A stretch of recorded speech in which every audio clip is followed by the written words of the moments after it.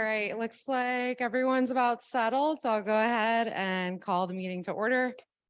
And I'll take this time to welcome everyone here and hold on, get a feedback. Everybody welcome. Thank you for coming. I do also want to invite, Yvonne is not here today, but I want to invite Maria Castano to she is providing her interpretation services tonight. So if anyone needs a headset, please visit the back. If there's anyone on Zoom that needs interpretation, it looks like, I don't think we have anyone that needs interpretation on Zoom right now, but please visit Maria in the back and she'll get you set up. And then we'll have an invite to membership. So Vice Chair Figueroa, if you'd like to.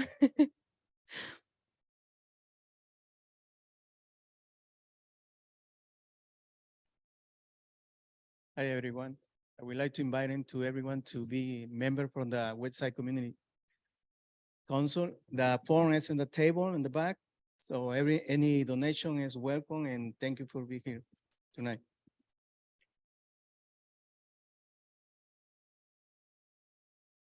Okay, and next up, we have our standing reports. So we'll have Officer George Orozco, sorry if I butchered your last name, give the watch report on behalf of Commander Hurd.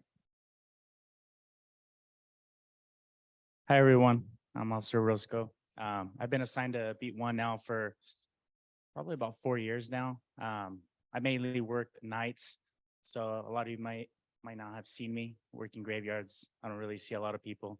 So now I got a good schedule and I work a little bit more days. So I like it, like get to see the community and interact with the kids and everyone else. I'll get straight to it.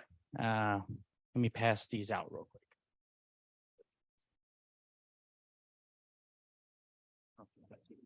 Yeah, sure.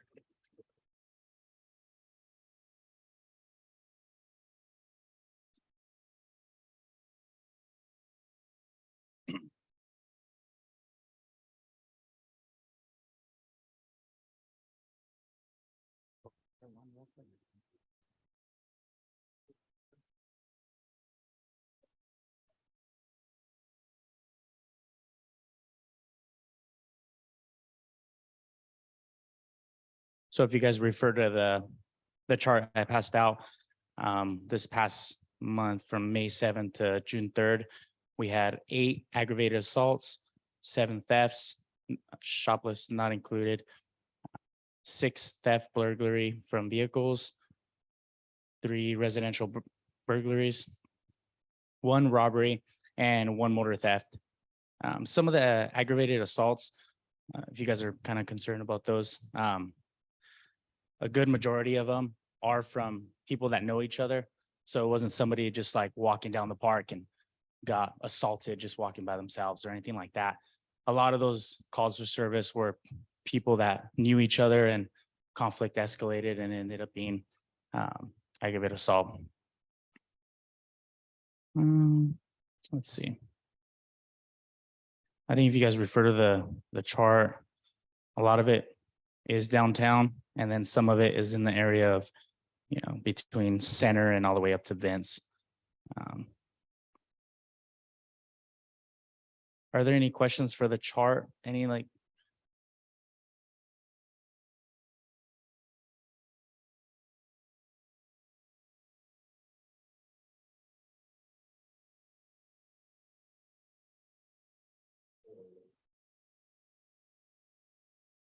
I already kind of set you up for this one. There was something big downtown on Saturday in front of the museum. Can you explain what happened there? So it was a big incident. Officers got a call of a big physical fight between family members. They were at the museum for a funeral, and certain family members didn't like others. I don't want to get into details about it just because of the incident, and it's still under investigation. And ended up being one guy wanted to fight an officer but didn't, and the officers were able to de-escalate the situation and get everything under control. Nobody was seriously hurt from that. I know one victim actually left with a possible bloody ear, but they were unable to confirm that just because most of the parties that were involved were gone before officers arrived. The other thing I can mention is that we have seen these crimes that occur here, and some of the serious crimes. A lot of them come from people out of town. They're not people from Ventura. Some of them are, but a lot of our serious crimes have been occurring from people that are coming from out of the city. So Ventura is a big city. I mean, I used to come here when I was little. I loved coming to the fair for 4-H and all that. So it does bring a variety of different people, especially the nightlife at downtown. You get a lot of people coming from Bakersfield, LA. I've contacted people that come from Fresno to see a guy that's rapping at the theater or something like that. So, you know, you get a big group of different variety of people from different cities. Most likely it's gonna cause issues, but with our downtown foot patrols and our extra enforcement downtown and the whole area and the promenade now, I believe we're kind of getting a grip on it now. So it's going good.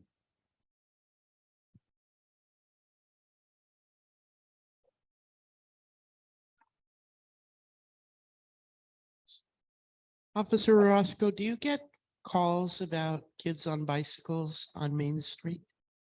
Yes.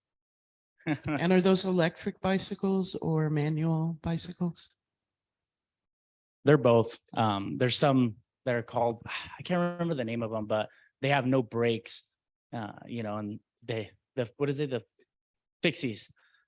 We had a traffic collision involving them at the cross coming down from Summit yesterday, and the 15-year-old was pretty seriously hurt. He ended up having to go to the trauma room in VCMC and ended up getting flown down to UCLA for a head injury. No helmets. So that is a big issue for us. I think we get one of those calls at least five times a day. You know, and they're juveniles. I get it. I'm not a parent yet, so I don't know what it's like to deal with these juveniles at home. My advice is at least get them bikes that have brakes, get them to have helmets, and just give them advice and stay out of downtown. You know, there's a lot of people walking around, and these guys are just zipping by on these e-bikes, and they're pretty quick. I've seen some go past 35 miles per hour. So, you know, they crash and smack into something, it's going to be pretty bad, especially without a helmet. Thank you. Yeah, the electric bikes can be very, very fast moving and hard to control. Yes, and I believe we are working on some kind of enforcement to help with that downtown area and all that. It's still in the works right now. I don't know the exact details, so I don't want to say it, but our command staff's aware of it, and it's a big issue for us. And Thank Yeah. you. we're working on it Thank you. for sure. And then do you have a, like police activities league that does sports or other recreational activities with kids? I know we just started the Explorer program. That's going pretty good. I would like to see something maybe a little bit more interacting with the youth, because ultimately I've worked this beat for the past 4 years, and I've got to see some of these kids grow up from 13 and now they're 17, and you know, between these years, unfortunately, I've seen some go down paths that are not good, you know, committing serious crimes, violent crimes. And some of these kids, I think, just don't have an outlet. You know, they're single parent at home, works from 6 a.m. till 7 p.m. You know, that parent doesn't have that much time to parent that kid, so he's going to be out on the streets. And if we could maybe develop something for the youth on this side, and because geographically, I think we're all aware, the Ventura Avenue gang, it's still active. It's well active. I deal with them a lot, and I know them very well. And I could tell you personally, it's still a big issue. It might have gone dormant for a little while, but we still have a big group of juveniles coming up, and it could become a big issue coming in the next year or two if we don't get on it now. So in your organizational meetings, or when you meet with different watch groups or beats, I get email all the time from people in this community, because when you go through the recreational guide for the city of Ventura, there's really not a lot for the even younger people, you know, 5-year-old, 6-year-old, 7-year-old. They don't have the little baby baseball. We're still building the skate park. So we have a skate shop here that does skateboards. And I've seen 5-year-olds practicing the skateboard up and down the sidewalk. So there's a lot of need here, but the West Side has kind of been left out. Before the pandemic, we had soccer leagues over by Deanza Academy and over by West Park, and they've been just shut down. So all the sports going on in the summer right now seem to be on the east side. So we want some officers to speak up to bring that to the west side. And so I'm not speaking as a council member right now. I'm speaking as a member of the community. Yeah, I agree with you 100%. When I get time out on the street, when I'm on patrol, I make it a point now.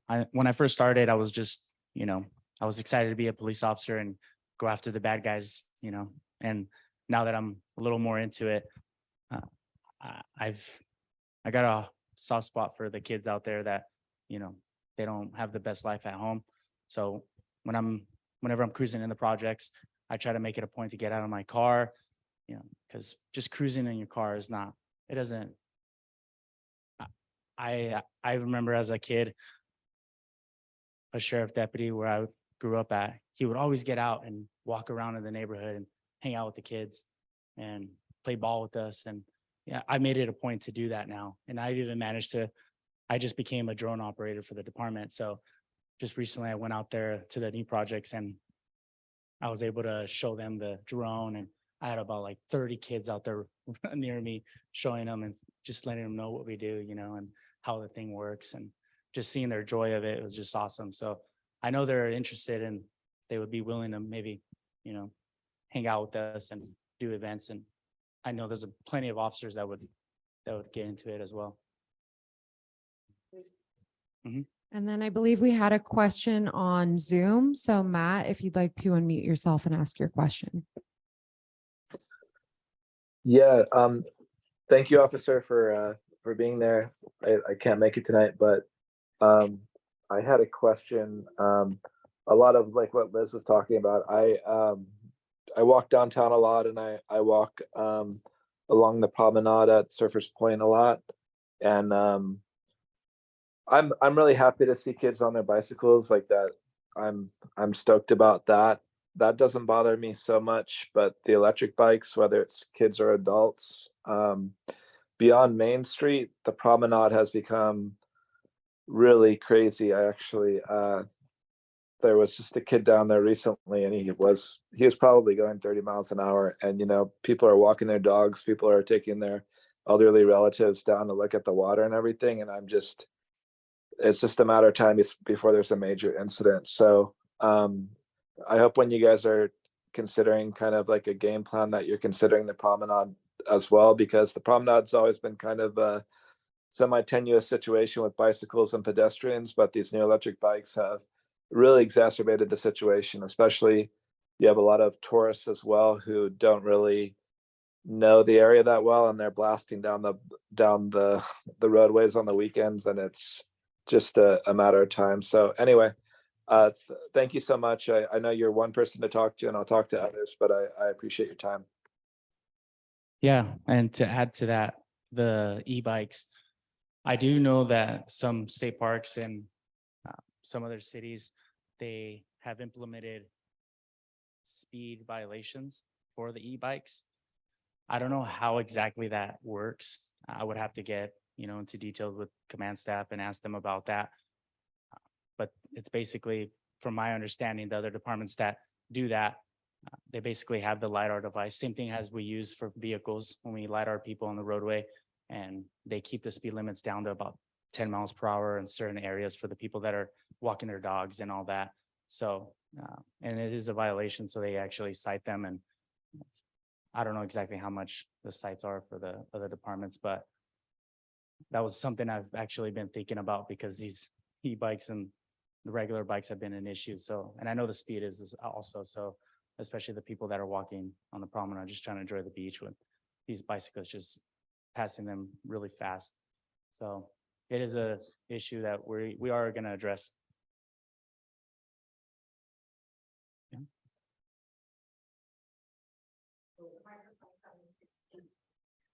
Over here on Cedar, and I'm sure you're aware of it, just want to bring it to your attention, if not, but Bologna's having some walls, right? And then Avenue Gangsters coming over, crossing that out, whatever. Is that concern with you guys? Are you aware of it? What are you doing to kind of keep an eye on that? Because that could get out of control real quick, right? Yeah, we're well aware of it. There's been a lot of graffiti uptake in the city, and especially on the west end for the Colonia gang from Oxnard coming over here. And I guess, you know, they are having issues with the Avenue gang.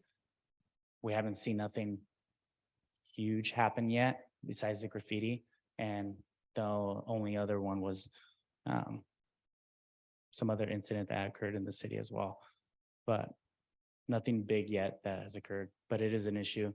And our gang unit and Oxnard's gang unit, they're aware of it and they're watching it. So. Okay, any other questions from anyone in the room or on Zoom? Not seeing any raised hands. All right. Did you guys want the, Uh-huh. did you guys want to know about the overdoses? Oh, yeah, that would be great if we could get that. So in this past time period from the 28th to this, oh wait, was it? The 7th to June 3rd, we only had one overdose. So it went down a little bit. Unfortunately, it was a fatal. The person did die from it, but we only had one overdose. So. Okay, thank you for that Yeah. update. All right. Thank you very much. If there's no other questions, we can move along to City of Ventura updates with Councilmember Campos and our communications chair. I would like to follow the communications chair tonight. Oh, yeah, sure. You're technically the boss of this, so. Okay, Marco, you're up. I'll switch places with you.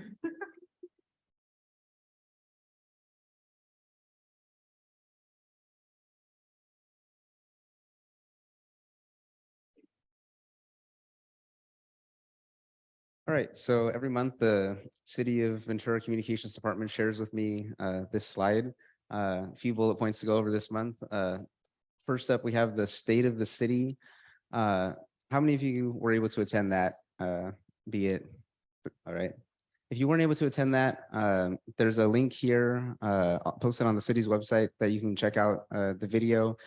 Basically, the mayor went over a variety of different things, such as the upcoming budget that was proposed, the goals they have for next year, things such as the WIFIA investment, which I'll get into in a second. And then also the mayor pointed out the X Games is coming this summer, so mark your calendars for that. The second point on the WIFIA, the EPA recently announced a $173 million investment to boost our drought resilience. Basically, this will help save us some money by them lending us at lower interest the ability to build out, if you guys have heard of Ventura Water Pure, which is the potable reuse that will come to Ventura that will increase potable water supplies by 20%, roughly 5,400 acre feet from the new facility that they want to build. And so this loan will go a long way in achieving that, in funding that. The third bullet point, community development coffee chats. So this started a few months ago, from what I understand. When we first mentioned this, you can talk to city staff from the community development team. You can share your thoughts on all the happenings that they do in community development. The next one is this Friday from 8 to 10 a.m. And then also following that, along the same lines, economic development is putting out a survey that you can take if you have any thoughts that you want to share on the strategic plan, the 5-year strategic plan. So if you have any opinions on that, go ahead and take the survey online at the City of Ventura. Actually, Helen, can you go ahead and click on the link that I have? It's the last one, last tab.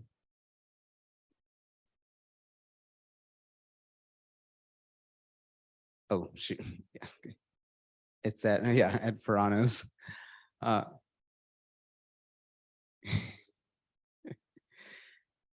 So this, if you go on the City of Ventura's website and you go to economic development, you can find the economic development strategic plan. And basically, if you scroll down, fill out some information, such as describe your role, resident, and then you can click next at the bottom and then go ahead and click on it and let's see what happens. And then there's a bunch of questions such as this first one, creating and maintaining an economy with many different, oh, zoom in, okay. So basically it says to rate your level of agreement with the following statements for each business category identified.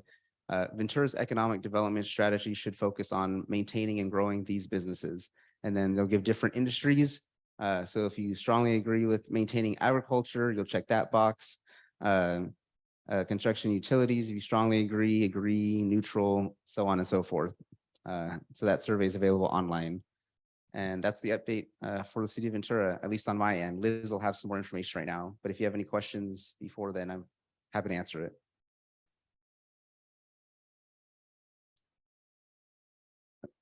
All right, here's our council member.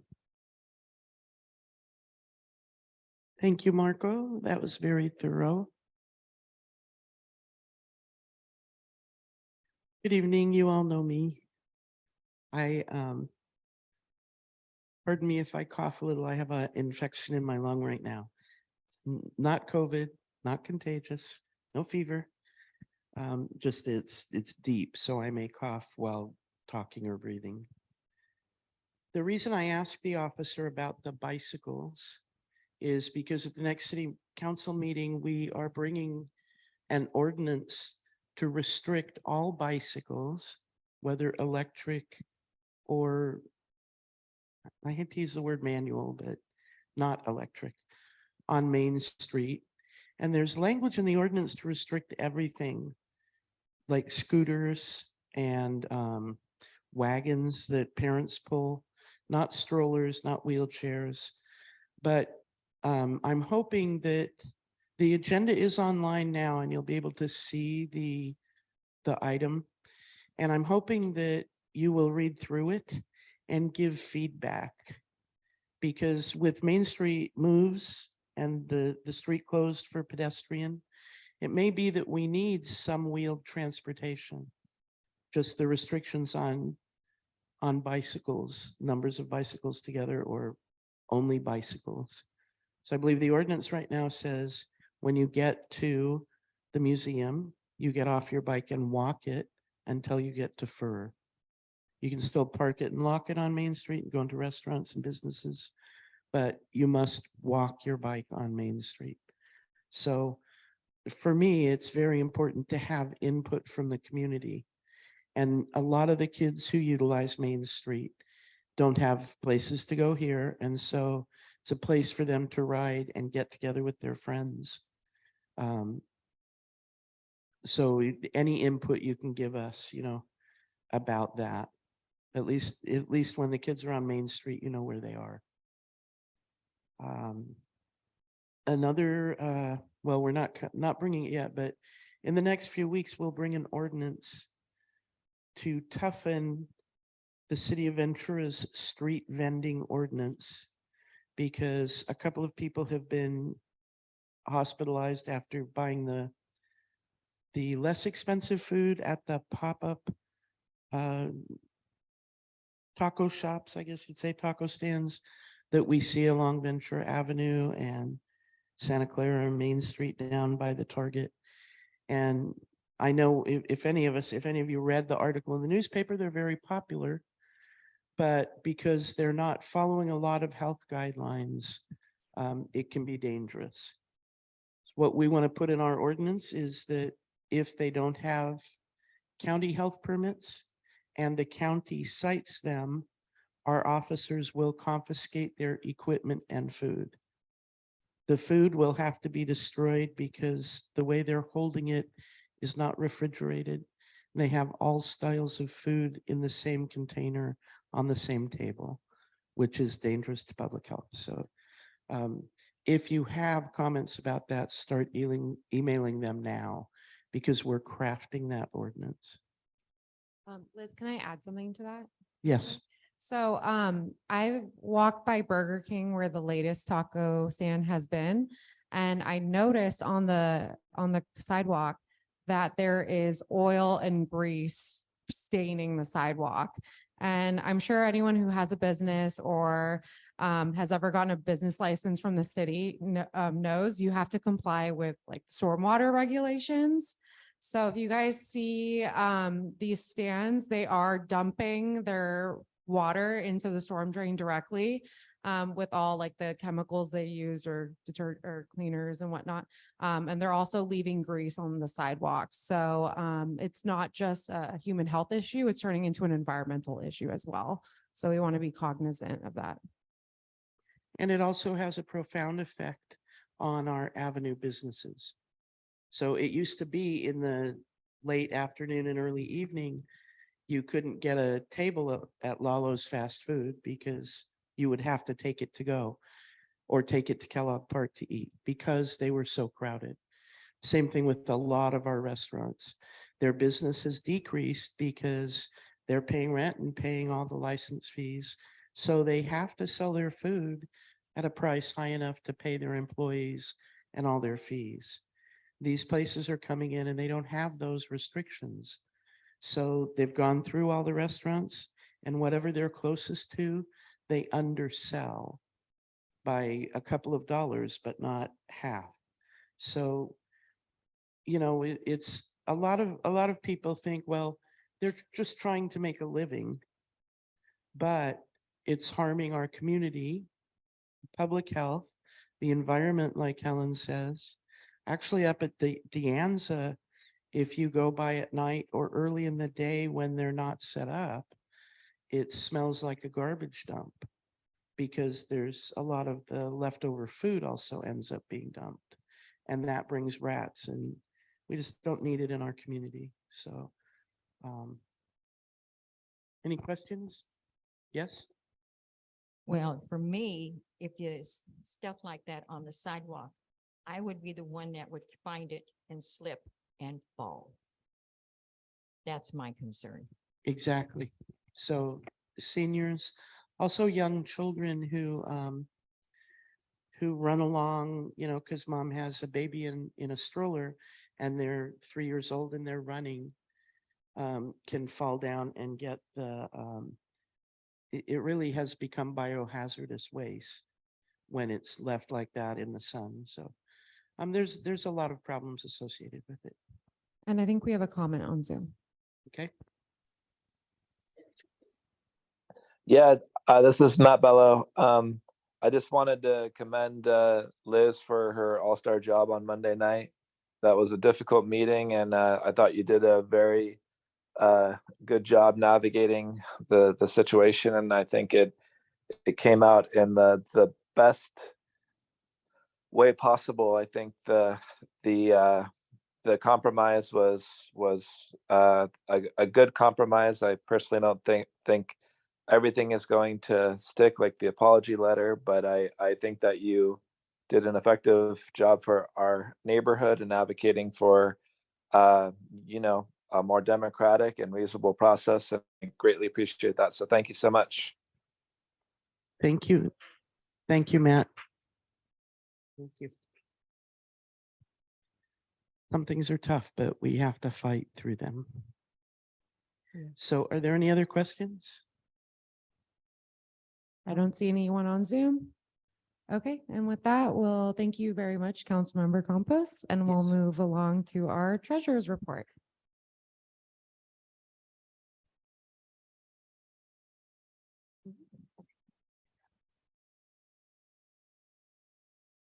I'm getting the mics mixed up.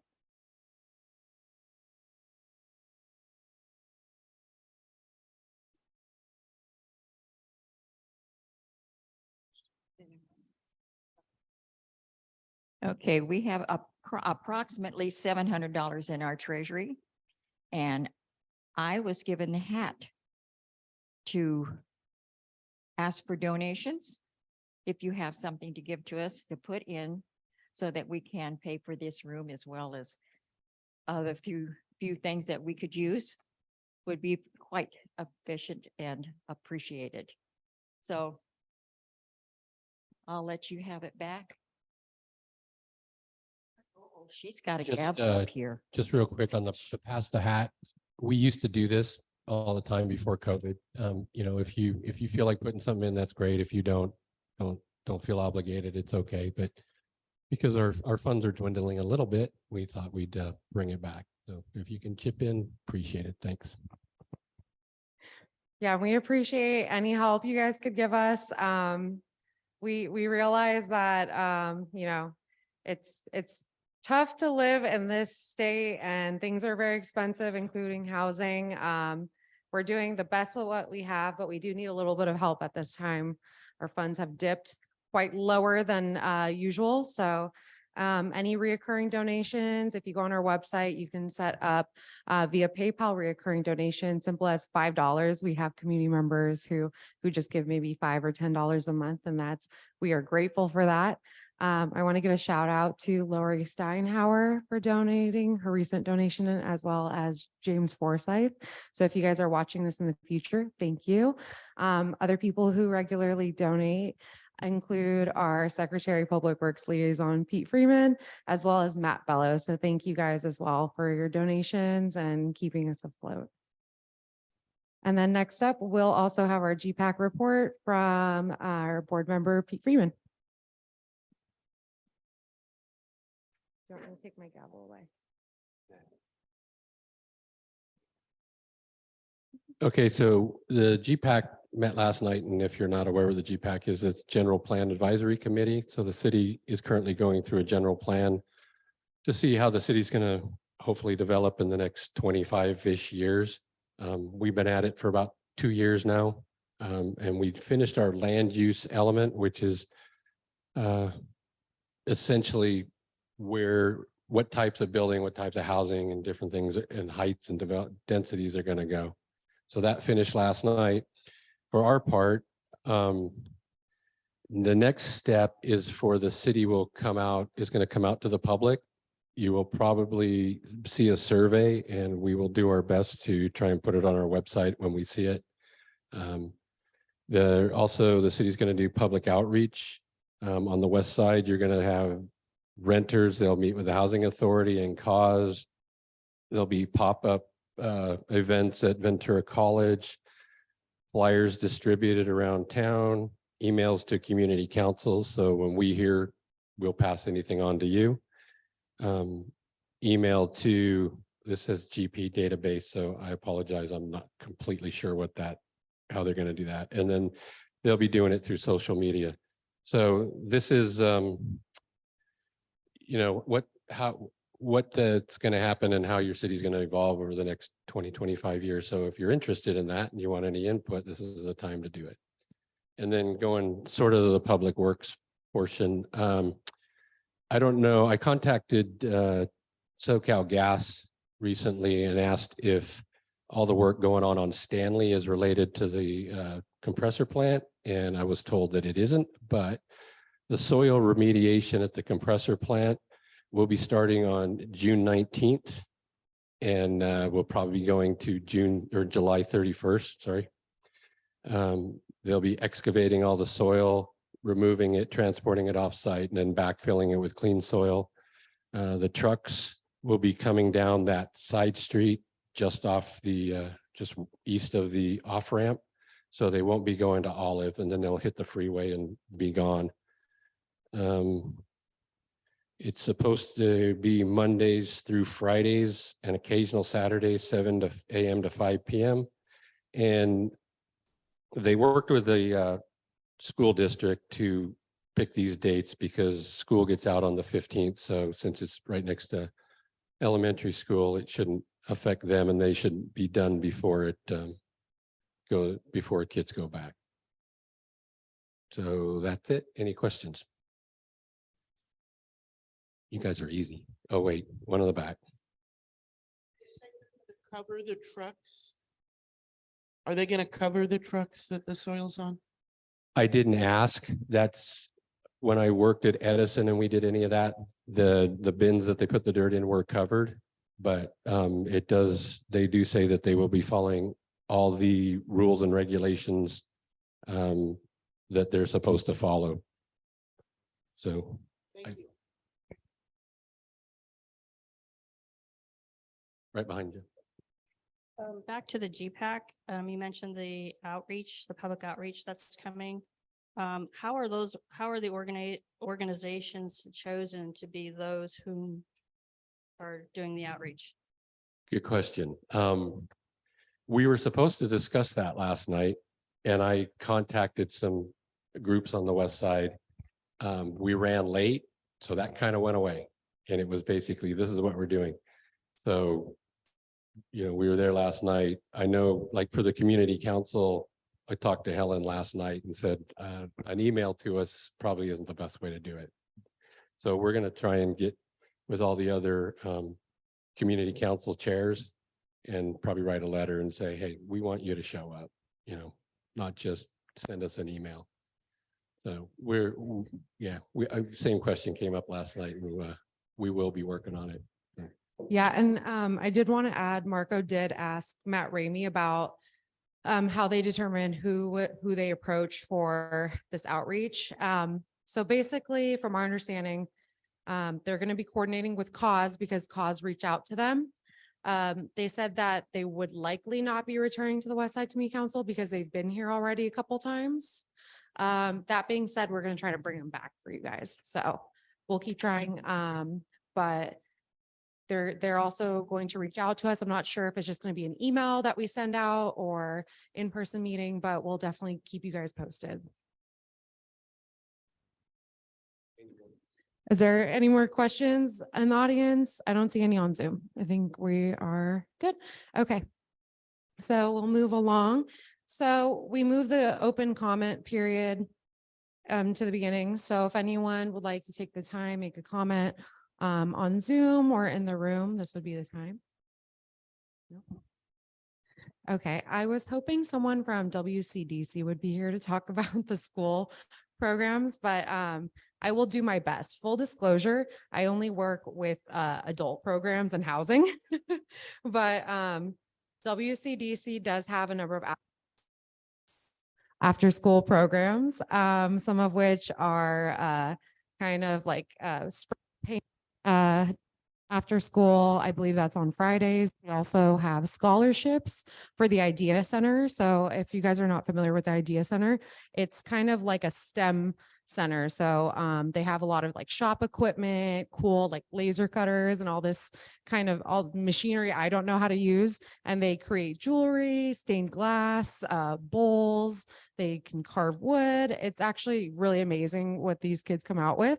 And they do actually bring these products to market and sell their goods on Main Street. So if you go to EcuGreen, you can see some of the products from our local students being sold there year round. You could also walk into the Idea Center if you'd like to purchase something from there. But the WCDC does sponsor students. So I will have a representative who's more informed than me come to our next meeting so we can give you guys kind of an update on what they're doing and all their programs. So that being said, oh, looks like we got one in the back. Yeah, actually, it's not a question, but at the First Friday event last week, the kids were also here at Bell Arts. And Mary Bell said she's going to try and bring them back every time to show you their products and sell them. It's actually really, really impressive. I would recommend, even if you guys just, don't want to spend any money, just go check it out. They offer classes for adults. So if you want to learn like Japanese weaving or like using those kinds of shop equipment, they offer those kind of classes there. So not just kids, adults are welcome as well. I don't think I see anyone on Zoom raising the hand. Let me check and see if there was a comment. Nope, I think we're good.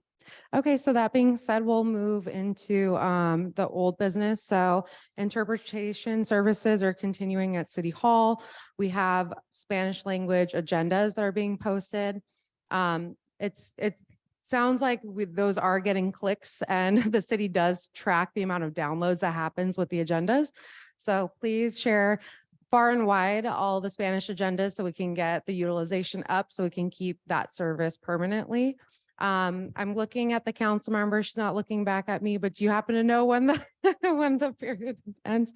I think it's September earlier.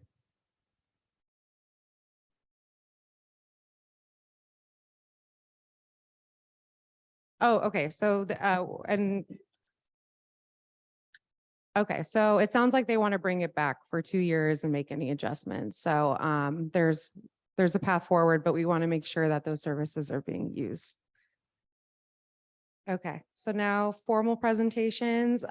You'll see our first presentation, Olive Street Greenway, has been postponed.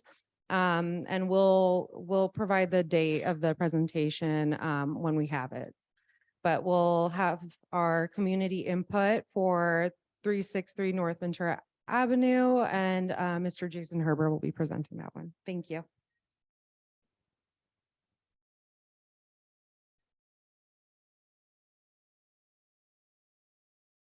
Thanks, everyone. My name is Jason Herber. I'm an architect. I wanted to thank you for giving me a few minutes of your time tonight. And thanks, Pete and Helen, for putting me on your agenda. I'm based in Santa Paula, but I've been doing work in your community for a while now. I recently, we're under construction now at Two Trees Community Church, which is 117 North Ventura, the old Rat Zapper building, and then 141 North Ventura, which will be affordable housing and retail, and then the Fixed Way project on the corner. And I wanted to talk to you about this project. This is actually across the street, 363 North Ventura, and half the building has been vacant for some time. You may have heard rumors that there's a coffee shop coming here, and that is true, and that's part of what I wanted to talk to you about. So this is the corner of Mission and Ventura Avenue. If you could go to the next slide. So what we're proposing is in the laundromat space, putting the coffee shop and then converting this side yard to a outdoor patio. And then kind of this line that cuts across here is where the patio angles so that you can see as you're coming in and out of this intersection in your vehicle. And then that little pie-shaped wedge, we're putting some bicycle parking that's visible from the front entrance. So that's the intentions of what's happening here. If you could go to the next slide. This is, I don't know if you've been to Singing Sun. There's a location at 1930 Main Street in Midtown. We have a tight budget on this one, so I didn't put together some fancy renderings, but it'll be very similar look and feel to this. If you go to the next slide, please. So part of what we're doing as far as improvements are changing the location of the front entrance. You can see that this current location, there's a big step up. So we're going to be providing a ramp here on the side that's within the property line. And then the new patio, and then the bicycle parking. Next slide, if you would. So part of what I'm approaching your community about is our intention of removing this structure. And I have done a deep dive on research. I cannot find anything about it. And so I didn't feel right moving forward with proposing removing it until I spoke with your community to see if anyone knew about it or had a special affection for it. You can see on the right that it's leaning. Unless my perspective is off and our building is leaning, and that's a whole other problem. So that's essentially what I'm proposing to your community, asking if anyone knows about this, if you're okay with us removing it or possibly relocating it. And then secondly, the murals. There's these really cool butterfly and bee murals, but eventually the tenant may want to paint them, and we want to give the artist plenty of time to document it and photograph. But we just didn't feel right moving forward without approaching your community with these two items. That's really all my presentation is about, those two things. Happy to take questions.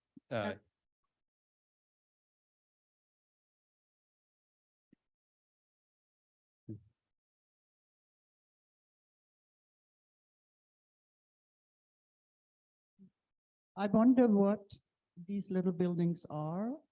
Are the crosses on top of it? Is it part of a church? What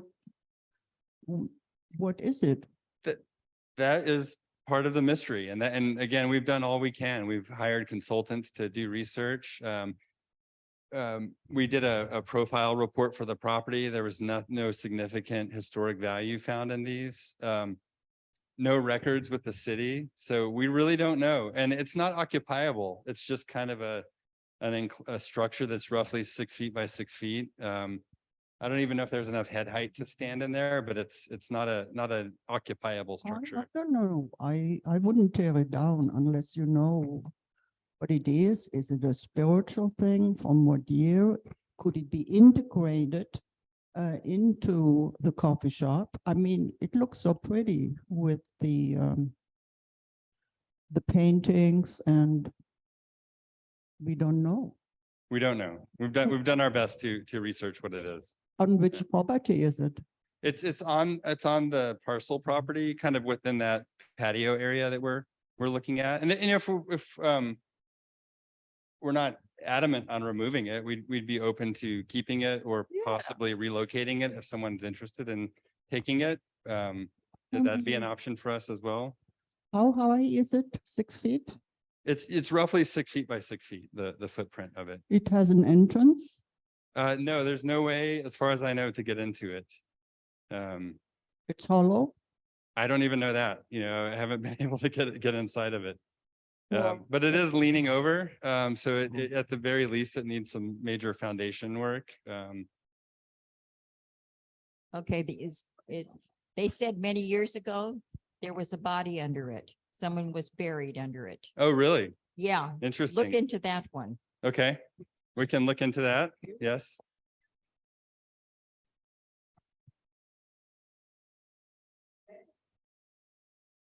Have you spoken to the artist yet? Not yet, but I believe we have their contact info and we will definitely reach out. And if we need to keep the murals, we can. We just wanted to ask if it's okay if we consider removing them. I think the artist may be willing to, I think this artist may have a place to move them. May have what? A place to move them to if they want them. Okay. But it's important also because this particular mural aspect has been on the avenue itself. It's one of the earliest avenue murals. There were murals all over West Park and other places. But for this community, especially young people between 10 and 30, they may all want to have pictures in front of them if they're being torn down. So please do talk to the artist really Absolutely. before, worrying about a lot of minutia. Thank you. Yes. There's a couple other people. Let me get.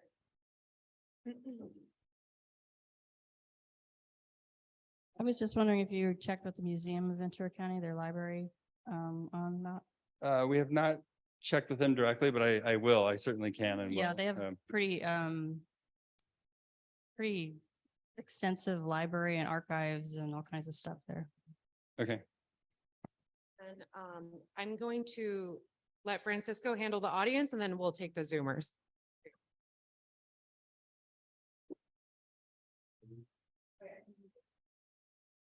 Sorry. So we have a couple questions from Zoom. Okay. One is from Matt. Is the Singing Sun that's opening it? Is it Singing Sun that's opening it? That's the question. Yes, it is a Singing Sun coffee shop. This will be their second location, apart from their Midtown location. I'm hoping you caught that, Matt. If not, I will fill you in. From Ruth, I guess this is talking about the little structure. Where would it be moved to? We're open. If anyone wants it, we'd be willing to I mean, the fact that if it's a burial shrine or something that, you know, that's a different conversation, but, yeah.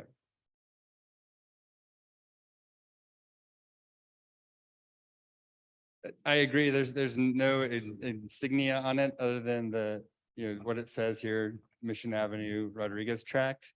But there's no headstone and no, correct, it does, yeah. Potentially, yes. I mean, it's not common,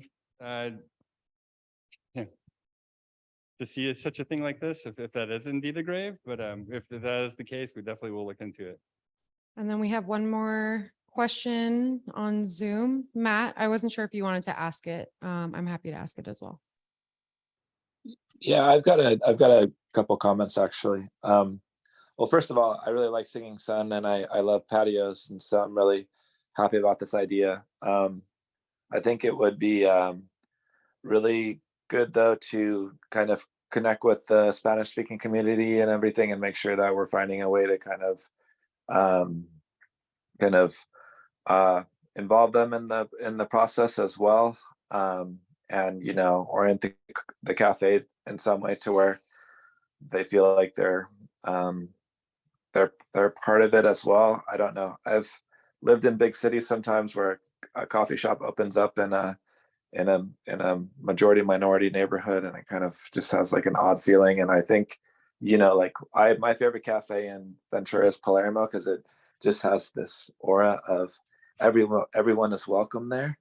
And I think Singing Sun is like really good coffee and the people are really friendly, but some of the aesthetics just kind of give off this almost exclusive feel. So if you could kind of consider that a little bit, it's just my humble opinion, but something to consider. Thank you so much. Thank you. We will consider that. Thanks very much. And I think Matt's second question was, have you checked with Ken Olive and then, or the museum, which Amy had mentioned? Have not, but I will follow any lead that's suggested to me. Or Steve Schaaf, and I can send you his info. Okay. Please do. Yeah, this is as much as me trying to gather information as I can. So I appreciate any leads you can give me. No, appreciate it, Jason. My question was, because I think I know your partner very good at doing adaptive reuse. Is there any idea of trying to preserve the mural on that wall, on that patio wall? Well, I know you can't do the whole thing, but even maybe part of it. yeah, I think we'd be open to that. We are proposing putting in a new opening, kind of, you can't really see it, but it would be behind this structure, for like, I don't know what to call it. And so that would require a planning review, the patio itself, and then the opening and the side of the building. But, you know, if the other murals, you know, we'd be open to keeping them or parts of them. Yeah. That's the cool thing about them is there's like several other, like a little bee here, and, you know, we could potentially keep some of them, or. Marco, could I get you to back up a slide or two to the plans? I was trying to look at these earlier and try and figure out where like your slide up door would go in relation to where that, you know, that wall is. I know it's kind of hard to tell, but it just seems that you could save a pretty good portion of it. Okay. You know, so just a suggestion. I know from Jackie Pierce at WCDC that that area is supposed to be a pollinator's garden, and that's why the mural has all the butterflies and the bees. I was wondering if you guys were going to retain any of that kind of pollinator, like biodiversity component. Yeah, this is a super crude landscape plan, but we do have some new landscaping, and we can preserve, you know, parts of it or relocate parts of it. But, you know, we've got some trees along here, and then we're planting trees in the public right of way in this planter area. And then we're providing, you can't really see it, but there's a foot wide little strip here between the wall and the sidewalk, so people don't bang their bicycle handlebars against it. So we have a planting area there. And then towards the back, and then even in the bicycle place. So we could make a real effort to preserve as much of that as possible. They did the owners did some major plumbing work recently and kind of tore through that yard to put in some new sewer laterals. So I don't know if that had an impact on it, but I'll take a look. Go ahead. Okay. Well, first of all, thank you for being here. I know oftentimes people want to hear more information, but I do appreciate you coming here so early in the process while you're still gathering information and keeping us involved in that process for sure. I echo what the rest of the community is saying. A coffee shop can be great, like Palermo's, and it can be a nice community space to get together. We have Level up at the further north on the avenue as well. My question would be, along with those comments, would the owners further down the line be willing to come back to the Westside Community Council to maybe answer some more questions in person as this develops further? Sure. Yeah. Yeah. And we definitely have some more research to do on our end. So we would be happy to present that information to you at a later time. Oh, and one more quick thing. Have you talked to Father Tom over at the mission? Maybe it's probably a mission related thing from back in the day. Not either, but I'd be happy to. Yeah. All right. Are there any other questions in the room? I don't think I see any more on Zoom. Well, thank you for your time. I really appreciate it. And we'll do some research and try to get back over here. Perfect. Thanks. Thank you very much.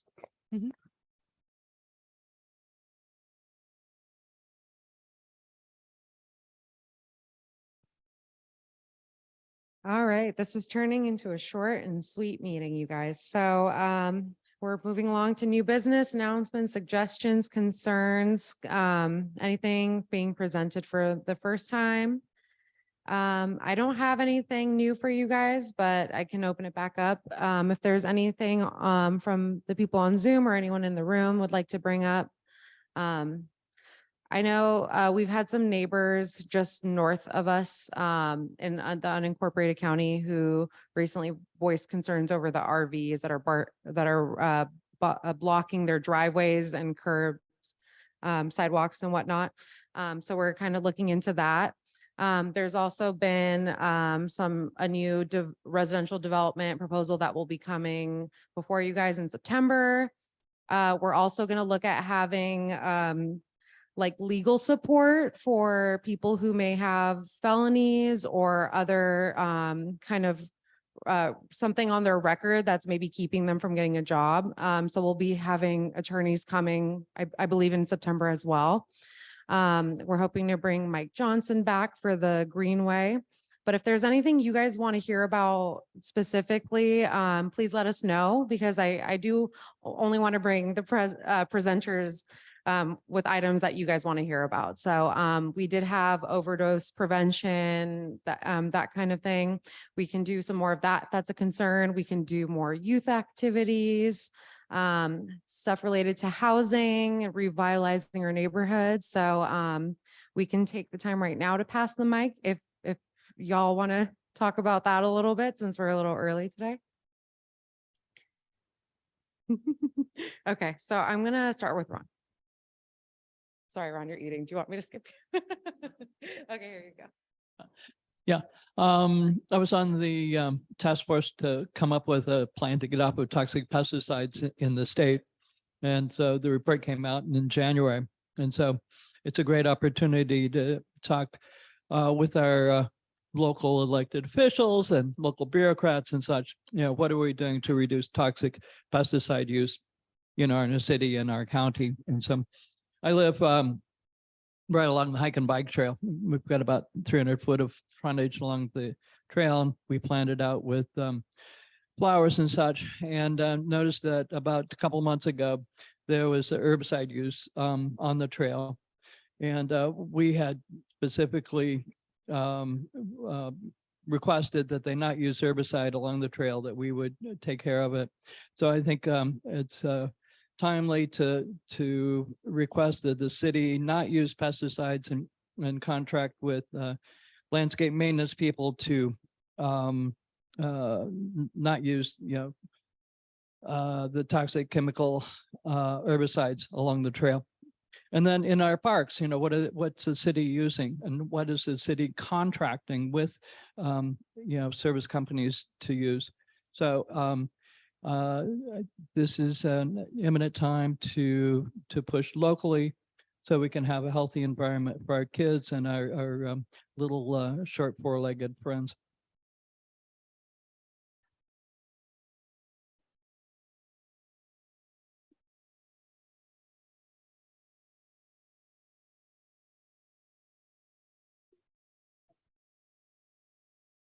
Yeah, so the companies that come and take care of the yards, they're mostly all Hispanics and Hispanic, and the toxins that they bring is not their choice, but they are bringing it from the top down. So that's where those toxic substances come in our neighborhood, right next to my yard, because he usually all the owners don't even live here. So they contract with these people and they come and bring the toxic stuff in, and anything you say, please don't spray it. To me, right to me, a meter away from me. There's no way you can do anything. Oh, we don't speak English, blah, blah, blah, blah, you know, and that just brush you off. Oh, and the renter, he has nothing to do with it. So I think that's a very important issue. Very important, because my garden, I try to make it grow green so I have fresh air, you know, and then there's come and spray that stuff. And this is really urgent, I think. Yeah, you know, I would love if maybe you guys want to combine forces and bring something to us and help, because all of this information goes on YouTube. And I'm hoping people can come back and reference if there's items like that, you know, can help spread the message. So anything like that, if there's other community members that are similar minded that you guys want to bring up for our consideration, happy to host you guys for a presentation as well. All right, is there anyone else that has concerns or suggestions or anything like that? Okay, looking at Zoom. If there's anyone on Zoom that'd like to say anything, go ahead. Nope. Okay. Oh, yes.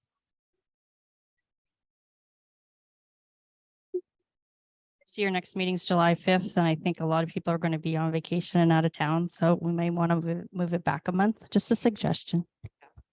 So yes, thank you for the suggestion. So we typically do go, we go dark in August, but we may actually flip it since it's July 5th.